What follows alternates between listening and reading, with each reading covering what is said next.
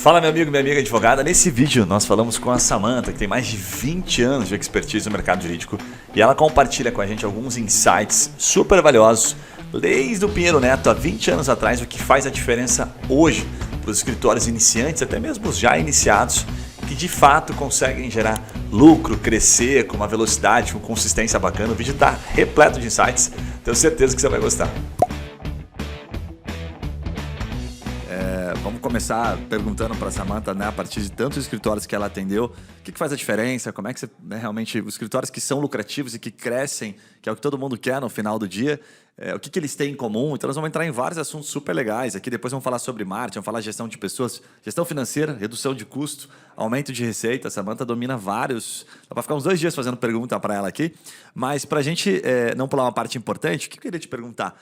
Como é que você chegou nesse mundo? Porque eu fui dar uma stalkeada, vi algumas coisas, mas nada melhor do que perguntar, né? Como é que você caiu há 20 anos atrás no mercado jurídico? Eu sou advogada formada há 25 anos, né? E meu intuito era ser promotora de justiça, porque, na verdade, nunca me apeteceu a advocacia em si. Mas, no final da faculdade, eu também me decepcionei com o Ministério Público, no qual já fazia estágio, e resolvi, então, advogar. Advoguei, evidentemente, não foi minha praia, já identifiquei isso. Tinha um ótimo resultado, um ótimo desempenho, mas não fazia minha cabeça, realmente não era minha vocação.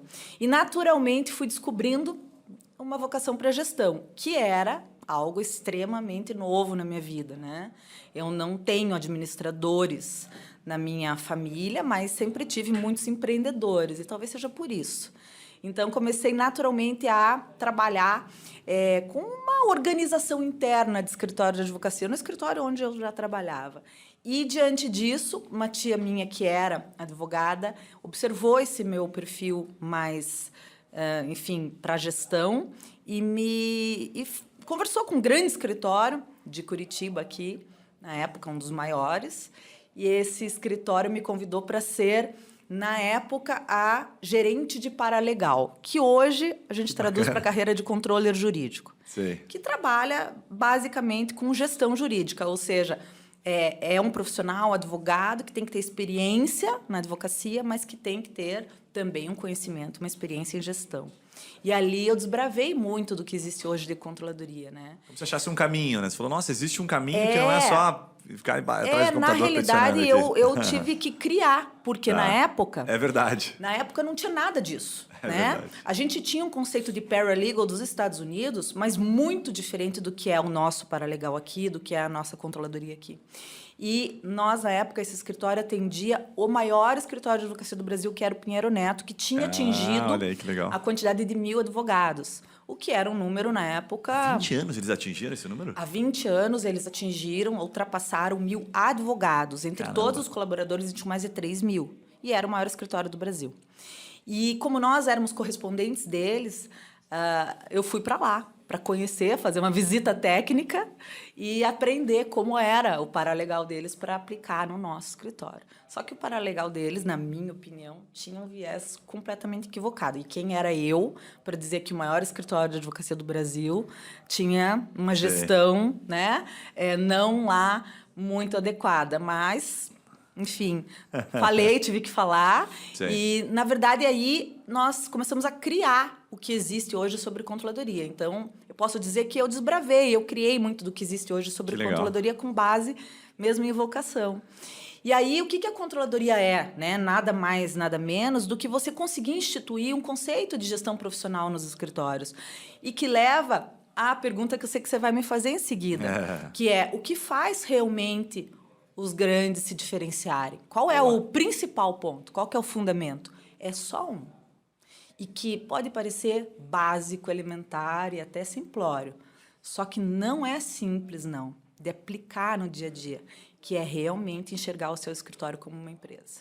Legal. Eu posso te dizer, não tem uma pesquisa oficial sobre isso, mas eu posso te dizer, ao longo dos meus mais de 20 anos de experiência, que não há no Brasil nem mesmo 20% dos escritórios que realmente se enxergam como empresa e aplicam os conceitos de gestão Diria que você está sendo profissional. generosa.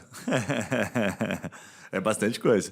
Mas ó, antes de entrar, eu tenho bastante pergunta para fazer nisso, mas quando você toca no assunto, né, Pinheiro Neto, que é um escritório tão referenciado, todo mundo gosta, Sim. né? Uma curiosidade, o que você viu lá 20 anos atrás? Quando você chegou, você falou assim, por que eles chegaram 20 anos atrás em 1000 advogados? Bom, sem dúvida, né? Vamos render todas as homenagens ao escritório, um grande também desbravador da advocacia, do mercado jurídico. Durante muito tempo reinou como o maior e o melhor, o mais especializado, trouxe conceitos muito inovadores de gestão. Mas, no que tange ao conceito de paralegal e de gestão interna, eu fui sendo apresentada ao escritório, que era... Imagine que era a minha segunda viagem para São Paulo na minha vida. Eu tinha ido com 5 anos de idade e estava voltando lá com os meus 20 e poucos para São Paulo. E, enfim, já cheguei, né, no Pinheiro Neto. E a Clemência Walters, na época, a gerente geral do Pinheiro Neto, que me recebeu e foi me apresentar todo o escritório. E nós começamos, né, da recepção, e ela foi me mostrando todas as instalações maravilhosas, gigante, né? luxuosas para a época e bem tradicionais, né? Naquele conceito de móveis de madeira maciça, aqueles abajures imaginando verdes. Os escritórios continuam tradicionais, o que era 20 anos atrás. Não, aquelas bibliotecas maravilhosas que na época eram invejáveis, né? Porque de As fato a gente Barzas, dependia das RTs, né? Que tinham os julgados, as jurisprudências e tal.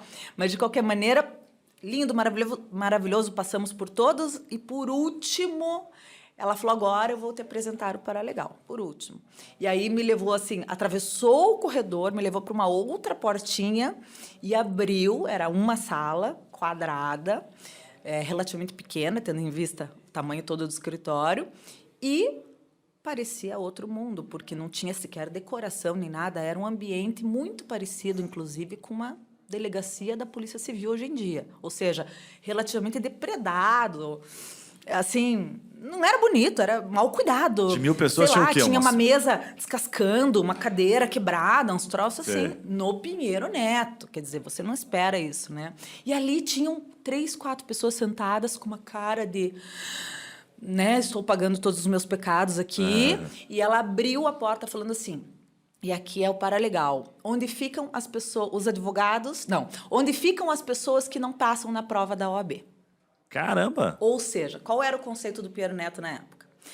Eles tinham trainees, como todo escritório tem, aquela ideia de você ir, claro, formando os futuros profissionais. E quem não passava na OAB ficava de castigo no Paralegal. Ou seja, você não passou na OAB, então você não merece nada. Sim. Você pode até ter sido um ótimo estagiário, um ótimo assistente jurídico, mas você não passou na OAB, então você vai para o Paralegal como castigo. Uma vaguinha aqui. E daí eu perguntei, ok, e o que o Paralegal faz no escritório? Qual que é o papel dele?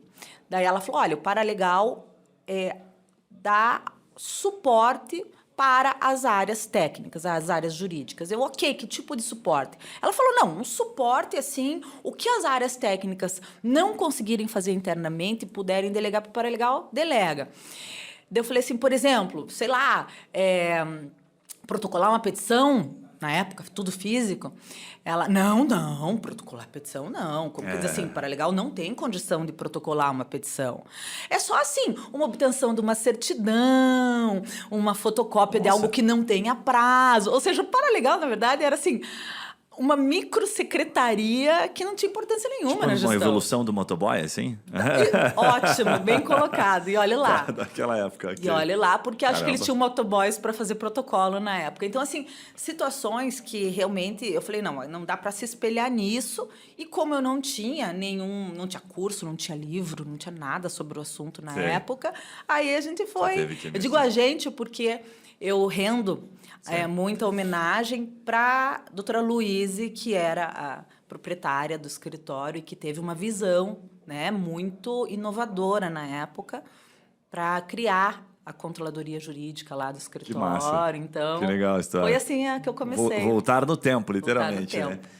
Samantha, nessa linha de raciocínio que que você já pontuou aqui, né, que é quando o escritório se enxerga como empresa, vou tentar te fazer uma pergunta aqui, porque eu sei que você responde um monte de perguntas simples o tempo todo. Eu vou colocar aqui um pouquinho mais tentar dar um pouco de complexidade. A gente sente muito o advogado tentando fazer tudo. né? Então, quando chamei a Samantha aqui, ela, né, já deu o primeiro insight. Olha, tem que pensar como empresa. Legal. Aí, quando você bota a pensar como empresa, eu sei que o escritório tem vários momentos diferentes. Estou começando o escritório com outros 2 sócios. A primeira preocupação, geralmente, é, eu vou pegar outros 2 advogados que eu conheci na faculdade, amigos, né? E que advogam bem e vão montar um escritório. A pergunta que eu te faço é o seguinte, o que muda de um escritório que ele realmente ele lucra, ele cresce com mais consistência, ele consegue desbravar, né? Consegue criar um posicionamento no mercado, no sentido de cadeiras, assim, que eu me refiro, por exemplo, eu vejo alguns consultores às vezes falando sobre, puxa, tem que ter um advogado especialista focado só em prospecção. Então aquela cadeira é uma cadeira comercial, como se fosse a cadeira de vendas dentro do escritório de advocacia. Precisa ter uma cadeira de vendas, tem que ter uma cadeira de marketing, tem que ter uma cadeira do financeiro, e aí isso compõe a controladoria. Dá um viés para a gente. Excelente a tua pergunta. E o que você chama de cadeira, eu costumo chamar de definição de papéis e funções, né? Boa. Então, assim, a partir do líder, que é o empreendedor, ele ter, acima de tudo, primeiro, a consciência do seu papel. Do que ele tem que fazer e que ele não pode delegar. E que tem que ser realmente, né, feito por ele. E tem que ser feito, não pode ser deixado de ser feito. E todo o restante que ele pode delegar. Entra um pouco naquilo que o Steve Jobs falava, né? Concentre-se no que você é bom, delegue todo o resto. Então, assim, é isso. O que o advogado pode e deve fazer? Ele deve se manter focado no relacionamento com o cliente. E aí você pode pensar na parte toda comercial em si, tá? Principalmente no início ali, né? Até você colocar o cliente para dentro do escritório, depois você pode delegar ali o restante do atendimento, tá? Legal. E na qualidade jurídica, ou seja, numa gestão de qualidade mesmo, né? Não necessariamente ele elaborando as petições e fazendo as audiências, mas ele garantindo a qualidade desse serviço jurídico. Então, às vezes, é revisando peças, Perfeito. ditando qual vai ser a estratégia num processo e tudo mais. Isso ele não pode delegar. Garantindo que aquilo Né? que você vendeu, de fato, ali está sendo cumprido. Vendi e Perfeito. entreguei, né? De maneira simplificada. Vendi e entreguei com qualidade. Exatamente. Perfeito. Isso Ok. aí. Isso ele tem que garantir. Legal. Mas aí, ao mesmo tempo, ele tem que abrir mão do restante. E qual que é a situação? O advogado, geralmente, quando começa na advocacia, tem o seu escritório, resolve ter o seu escritório, ele não entende que ele está fazendo uma opção por ser um empreendedor jurídico, um empresário jurídico. Ele está optando por não mais advogar tecnicamente, pelo menos operacionalmente. Verdade. Ele está optando por, eu não vou mais fazer petição, eu não vou mais fazer E audiência. nem sempre isso está tão claro, né? Que é o que você colocou. Não, nunca isso É tá verdade. claro. E, claro, ele vai se dando conta disso com o tempo, mas, geralmente, Que mexe depois um de pouquinho levar com ele, né? alguns tombos, né? Entendeu? Mexe um pouquinho, porque ele estudou e ele gosta de advogar operacionalmente. É meio incoerente, né? Ele sai da faculdade e fala, puxa, mas espera aí, a advocacia é advogar. Aí, de repente, eu estudei para tudo aquilo e agora eu vou ter que trabalhar, sei lá, Agora eu fazendo não vou gestão de advogar. pessoas, não vou advogar. Eu vou gerir. Relacionamento com o cliente. E aí, o bicho pega. ele não gosta de fazer gestão de pessoas, de fazer gestão financeira do seu escritório. Nossa, de jeito nenhum, né? Entendi. Muito menos, né? Ele se afasta eu nem dessas cheguei cadeiras. nesse ponto para você Claro. ver, né? Eu falei só dele se ater ao relacionamento com o cliente e a garantia da qualidade jurídica, porque, né, realmente ele tem que ser ele. Ele até pode, né, contratar lá um gerente administrativo financeiro que vá realmente se encarregar de tudo e ele fique só num nível bem de aprovação. Ele Legal. pode ter um controle jurídico que vai resolver todas as questões de gestão interna e ele ficar só num nível de aprovação. Mas esses 2 pontos que eu falei, do relacionamento com o cliente e da qualidade da gestão, da Perfeito. qualidade jurídica, Perfeito. ele não tem como delegar. Agora, aqueles que bombam, de fato, assim, que você percebe que, puxa, esses caras são muito consistentes e vão crescendo e tal, o que do primeiro ponto, do relacionamento, você percebe que é muito comum, assim? Eu vou abrir um parênteses, ó, eu já gravei alguns podcasts, sempre estou em busca de estatísticas, informações de mercado, para entender de onde vem, né? A gente sabe que, pô, são mais de 30 milhões de processos. A gente fala, tá, se eu conseguisse ter um mapa aqui, né, do mercado, como é que surgem esses processos, quem que fica com a maior parte dos processos, quem que fica com os processos mais gordos, que é o que todo mundo quer, conseguiria ter uma noção melhor. Eu já encontrei algumas estatísticas e uma delas dizia assim, o Pareto, 80%, aquilo que vem para os grandes escritórios, o primeiro vem no departamento jurídico de outras grandes empresas. São esses caras que pagam, né, os maiores boletos aqui e tal. Que legal, que massa. E aí o cliente é o departamento jurídico. O departamento jurídico das grandes empresas. Até para ver se bate com aquilo que você tem também, a gente enraizar isso. Segundo, era do relacionamento com outros escritórios. Isso me assustou na época. Eu falei, então, peraí, a indicação dos outros escritórios. Mas eu pensava assim, puxa, mas o Pinheiro Neto indica, sei lá, vamos fazer uma pergunta bem, por Machado Meyer? Será que tem essa troca? Talvez entre eles não, vai. Mas assim, o pequeno indicando... Para uma boutique, para um mais especializado, sim, perfeito, quando é o caso. E o terceiro, que eu acho que você vai poder pontuar sobre os três com propriedade, é a relação dos advogados. Então, dos sócios, geralmente, diretores e tal, trazendo clientes, network. Aí eu pergunto para você, tudo isso parece, quando a gente fala, parece meio óbvio, tá? Ok, legal. Mas como é que isso se dá na prática? O que você vê, assim, que é o dia a dia dos caras que fazem com que isso venha para o caixa do escritório? O pulo do gato também é simples, mas é também difícil de pôr em prática, que é você falar a linguagem do cliente, entender as dores do cliente. Como sempre deve ser, né? Isso em qualquer mercado. Fato. Mas o que acontece? Você bem falou. Primeiro ponto são as empresas, por meio de departamentos jurídicos, ou seja, empresas que têm departamento jurídico, porque tem as empresas que não têm departamento jurídico. Fato. E o escritório funciona como um departamento jurídico terceirizado, externo. Mas as que têm, que daí é a maioria, e as maiores, o cliente, quem contrata o escritório é o departamento jurídico. Então, o escritório tem que saber que ele tem que suprir e superar as expectativas do departamento, não apenas da empresa. E aí, do advogado que está ali contratando um outro advogado, né? Do gerente, do diretor jurídico. Olha que você lembrou, só vou abrir um parênteses rápido. Tem um podcast que a gente gravou com um cara aqui que é de uma construtora. Puta, cara, esqueci o nome da construtora dele, mas ele é advogado e foi para o ramo da engenharia civil. E, enfim, tem mais de 100 lançamentos, tal, uma construtora relativamente grande. Só para apontar um negócio interessante que ele falou, que conecta muito com o que você acabou de trazer. Ele falou, Guilherme, sabe onde que eu encontro advogados que falam, que entram nos assuntos que permeiam aqui, né, a engenharia civil, principalmente nas formações de empresa, enfim, algumas questões também mais complexas, eu não encontro. Ele citou isso no podcast. Ele fala, e por que eu não encontro? Que aí conecta com o que você trouxe. Ele falou, porque a maioria simplesmente é um advogado empresarial. Quando eu entro e falo assim, eu vou contratar, eu sou advogado, né? Estou aqui no departamento jurídico da minha empresa, que coincidentemente ele é o CEO, tá, o dono do negócio. Aí ele vai contratar um outro advogado, ele espera que aquele cara não traga mais do mesmo. Quero saber o que você sabe do meu negócio, que vai fazer com que eu queira contratar você. Perfeito. Fecha parênteses. Aí ferra 90 e poucos por cento. Não sabe. E é isso aí. Complicadíssimo. Aí, né? Então, tem essa questão, conhecer o segmento do cliente, conhecer o negócio, né? Conhecer o produto, o serviço. Esse é um ponto. Massa. E o outro ponto é entender que ali você não vai ser protagonista, você é escritório. Você está ali, inclusive, para elevar a moral do departamento jurídico perante a direção. Então, você não vai aparecer. E isso é difícil para os escritórios. Como é que é isso na prática, vai? Isso na prática é fazer o que o departamento jurídico não consegue fazer, às vezes gerar indicadores para o departamento jurídico, por exemplo, tá? Mas, evidentemente, que quem vai sustentar isso perante a empresa, perante a direção, é o departamento jurídico, dizendo, olha, nós produzimos indicadores. Não, o escritório X que a gente terceirizou produziu. Não, nós, está aqui o departamento jurídico entendi. Produziu. Se você não é a estrela. Você não é estrela. Longe disso. Você não é estrela, você não aparece. Mas você conquista o departamento jurídico, que é o teu cliente. Claro, faz todo sentido. E aí, tudo bem, né? E é isso que a gente quer mesmo.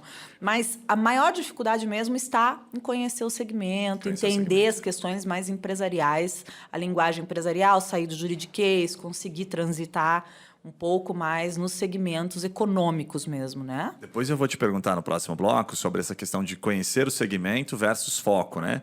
Como é que o seu foco antes no segmento, ou se eu primeiro consigo um cliente, me torno um especialista naquele segmento para depois conseguir outros, enfim, se tem um caminho que você recomenda. Mas bem legal. E esse terceiro ponto ali que eu ia te comentar sobre a questão ainda só para a gente sair dessa parte do relacionamento, sobre a questão dos próprios sócios. O que você percebe que é um comportamento comum? Porque quando eu vi isso, veio na cabeça, né? Eu já perguntei para algumas pessoas. Sei lá, o cara participa de eventos. O cara participa lá, como eu comentei aqui nos bastidores, do Start. Ele vai lá dar uma palestra, que inclusive está cheio de grandes empresas lá palestrando, estava bem legal. Ele participa de clubes. Então, o cara é sócio do Glaciosa, sócio do Curitibano, mora na Alphaville. Como é que você vê? Existe uma regrinha, uma coisinha que eles fazem como uma boa prática? Vou almoçar com o cliente? O que você vê que faz sentido? Daí entra numa questão empresarial geral, que é relacionamento, networking, aí entra muito perfil influente, né, o comunicador. Então, o que acontece? Sempre tem um sócio do escritório que é aquele mais justamente... Descoladão ali, né? Que consegue transitar melhor, e o que está sempre sorrindo, é o que gosta dessa parte toda do relacionamento. E aí... você tem que ativar mesmo todas as suas redes, e aí tem clube, tem tudo isso vale, jantar, tudo vale, vale, porque em qualquer momento... Porque a base da advocacia qual é, na verdade? É a confiança. Fato. O cliente, ele te contrata, evidentemente, porque ele acredita que você é bom juridicamente. Então, ele tem que ter essa percepção. Ele não vai te contratar só porque ele confia em você enquanto pessoa, né? Então, ele vai contratar porque ele tem esse indicativo. Mas ele não tem como comprovar. E, como a advocacia não é matemática, ele não tem certeza a respeito do resultado. Então, o segundo ponto que leva ele a contratar você e continuar com você é a confiança. E como que se dá a confiança? Por meio do relacionamento. Você não tem confiança com quem você não teve um contato, uma sinergia, algum ponto de ligação. Então, é isso. Bem legal, bem legal. Uma pergunta dentro disso, mas assim, pelo pegar teu feeling, toda a tua experiência, que eu sei que tem bastante coisa aí. Quanto tempo leva pra você construir uma relação que você percebe assim, sim, trabalhando numa consultoria aqui, vi que uma empresa grande ou uma empresa média, que seja, pode demorar até 1 ano para fechar um negócio. Porque o advogado, ele quer muito para ontem, né? Ele quer, é muita pressa.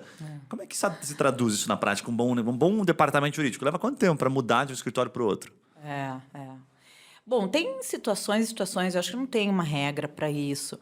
Mas para você estabelecer um relacionamento e criar um vínculo, eu acredito que é coisa que é aí pelo menos um ano para você, né? Bastante tempo. Não vai ser assim 1, 2, 3 meses que isso vai acontecer. Fato. Até porque quando o cliente você conquista o cliente e ele já tem em você um referencial de confiança, ele também vai te testar periodicamente para você continuar mantendo esse relacionamento. É como qualquer relacionamento. Né? Você tem que alimentar. Então, você vai ter que continuar municiando esse cliente de informações. Por isso que eu digo que a grande arma do advogado é a informação. Né? Informação, evidentemente, sobre os processos, os casos, a carteira do cliente. Então, você vai ter que continuar municiando esse teu cliente de informação, que é o que ele quer. Ele quer segurança de que ele está em boas mãos. Sentir que você é a pessoa certa ali, exatamente. Né? Perfeito. Como que ele vai ter essa segurança se você não está justamente encaminhando para ele dados que certifiquem isso? Bem legal. E o que a maioria, ou quase todos os escritórios fazem? Trabalham muito para conquistar o cliente, né? Antes de conquistar, o cliente é o rei, nossa, isso e aquilo. Depois que o cliente assinou, assinou o contrato de honorários e a procuração lá, ele entra para a vala do cliente chato. Do tipo, olha, não me ligue, não me procure. Se você me ligar, você vai estar me incomodando. Deixa eu fazer o meu trabalho, você faz o teu. Quando eu, escritório, precisar, eu te procuro, tá? Se ficar mandando mensagem demais, vira um chato, isso, né? Exatamente. E isso não pode mais existir. Faz sentido pra caramba. E a gente tem uma facilidade, até aqui internamente mesmo, porque ainda mais a gente que liga, bom, você lida só com advogados também, como nós, tem advogado que é chato, não dá para negar. Ponto. E aí, só que a gente também é chato, às vezes, como cliente. Eu lembro o time, às vezes. E eu me pego, às vezes, a gente tem bastante escritório que a gente atende, o pessoal. Tanto que eu coloquei meio que uma proibição. Eu, cara, vamos parar. Né? Um acaba falando, nossa, mas que advogado chato. Porque você também é chato quando você está na posição de consumidor. Né? E é fácil relembrá-los. Porque senão a gente fica com aquela pressão. Não, o cara é chato, o cara é chato. Ele não é chato, não. Ele contratou você, ele está exigindo de você a entrega do serviço. E cada um tem uma forma de cobrar, cada um tem uma forma de se posicionar. Mas a gente é muito fácil a gente começar a achar o cliente chato. E aquilo parece que gera na nossa percepção, na nossa cabeça, uma orientação para negação, para não, puta, ao invés de, ao contrário, o que ele está me pedindo? Por que eu não antecipei isso? O que eu poderia ter feito para ele não me pedir? Aí. Mas aí começa, né? Um monte de outros fatores. Sabe, é o combinado que não sai caro. Isso, perfeito. Então, são negócios mal feitos. Quando você combina bem no começo as regras do jogo e você consegue municiar o teu cliente com informação periódica, frequente, antes dele te pedir... Boa. Pronto, você neutralizou. Se ele te pediu, o erro é teu, né? Que não antecipou, né? Exatamente. Né? Então, é mais ou menos por aí. Samantha, ainda nesse bloco, deixa eu te perguntar sobre a questão financeira. Vou te fazer uma pergunta meio capciosa aqui, para você me dar uma noção, para a gente tentar colocar um advogado que nos acompanha. Tem escritórios grandes, mas tem escritórios menores, tem os iniciantes também, tem bastante gente. Em que momento que eu devo focar em reduzir um pouco mais o meu custo, ou se é sempre na jornada? E quando eu falo em reduzir custo, que opções eu tenho, né, para reduzir custo ou tentar aumentar a margem? Eu sempre fico pensando assim que... Vou dar um exemplo. A minha irmã se formou faz pouco tempo e ela sempre vem me procurar para me dar alguns conselhos aqui e tal. E aí, esse tempo eu falei, e aí, como é que estamos de custo? Né? Então, usando ela como uma analogia aqui simples. Ela falou, tá o mais baixo possível. Eu falei, tem mais alguma coisa para cortar? Não, só se eu cortar no osso agora, que na carne já foi. Então, agora é gerar receita, é vendas, vendas, vendas, vendas. Porque daí o custo vai começar a surgir, parece que o custo ele sempre surge, ele dá um jeito de aparecer. Precisa de um sistema, precisa de não sei o quê, Você precisa não de uma cresce mesa. sem investimento. Né? Sem investimento. Mas em que momento que você revê? O que você recomenda? Como é que é uma boa prática para poder estar analisando o tempo todo o caixa? Ótimo ponto também. Então, o momento é desde antes de abrir o escritório e todo mês. E todo mês, né? Então, assim, ideal, faz um plano de negócios que você consiga já prever o início do teu escritório com o menor investimento inicial e capital de giro possíveis, né? E hoje a gente tem muita condição de fazer isso, por quê? Porque a gente está migrando de uma advocacia presencial, analógica, para totalmente digital. Então, você pode ter o teu escritório em home office, usando escritórios virtuais e ponto final, né? A Radar é um exemplo disso. A Radar tem 7 anos e ela já surgiu 100% digital. Nós não temos sede física, nunca tivemos. Apesar disso, se você ligar lá no nosso telefone fixo, que ainda existe, porque os nossos clientes gostam, é verdade. né? Vai ser um atendimento personalizado. Falsa sensação de segurança, né? Que tem o fixo lá. Exatamente. Então, o que acontece? É bem isso. A gente procurou, na Radar, reduzir os custos que nós achamos desnecessários ou não prioritários. E quais são eles hoje? São os que não implicam no teu fator-chave de sucesso. Então, os FCS que vêm lá da administração de empresas, né? Na advocacia, nós temos 2 fatores-chave de sucesso. E nesses, nós temos que investir. Claro que nós também vamos tentar investir o menos possível, não vamos exagerar e tal. Mas neles nós temos que investir, que são, de um lado, gestão tecnológica, que eu não dissocio. Eu gosto de chamar assim, porque, para mim, não posso pensar em tecnologia sem gestão. Dá um exemplo para ficar fácil de entender. Num escritório de advocacia, começando por computadores, 2 monitores para todo mundo, uma boa internet, 2 provedores com redundância, um servidor em nuvem, com uma manutenção de TI com 2 backups, um deles externo e offline para se proteger de hackers. O básico. Legal, não, um nível bacana. Assim, mas para um escritório de advocacia, pense bem. Tá. O que o escritório de advocacia precisa investir? Sim. Praticamente só nisso, não tem mais nada em termos de estrutura e infraestrutura, certo? Então, é isso. Só que eu vou te falar, também não tem pesquisa oficial, mas quantos por cento dos escritórios têm 2 monitores para todos os colaboradores no Brasil? Eu não sei te dizer, mas com certeza nem 10%. Com certeza. Tá? E mesmo dos grandes, e mesmo daqueles que, na tua opinião, já deviam ter. Tá? Você vai lá ver, é computador velho, com Windows pirata, com Office pirata. Algumas incoerências no meio. Com um notebook, assim, sem um suporte, que o cara já vai trabalhar de maneira ergonômica completamente errada ali e tudo mais, entendeu? Quando não é o notebook do próprio colaborador. Sim.